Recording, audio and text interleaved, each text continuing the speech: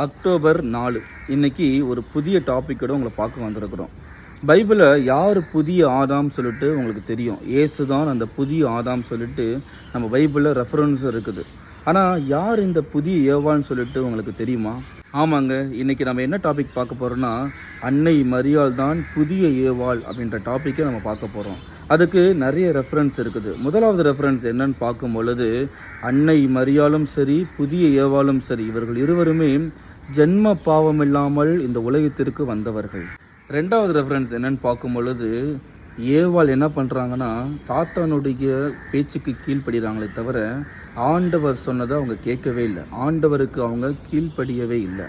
ஆனால் அன்னை மரியாள் ரொம்ப அழகாக ஆண்டவருக்கு கீழ்ப்படிந்ததுனால வானத்துதர் அவங்களுக்கு மங்கள வார்த்தை சொல்லும் பொழுது, இதோ நான் ஆண்டவரின் அடிமை, சொற்படியே எனக்கு நிகழட்டும் சொல்லிட்டு ரொம்ப அழகாக கீழ்ப்படிந்து நடந்தாங்க.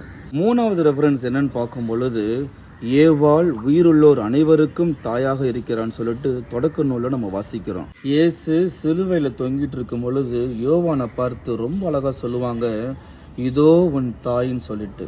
அது மூலமாக தான் அன்னை மரியாள் விண்ணுலகிற்கும் மண்ணுலகிற்கும் உள்ள அனைவருக்குமே தாயாக இருக்கிறார் என்பது நமக்கு ஒரு பெரிய எடுத்துக்காட்டாக இருக்குது.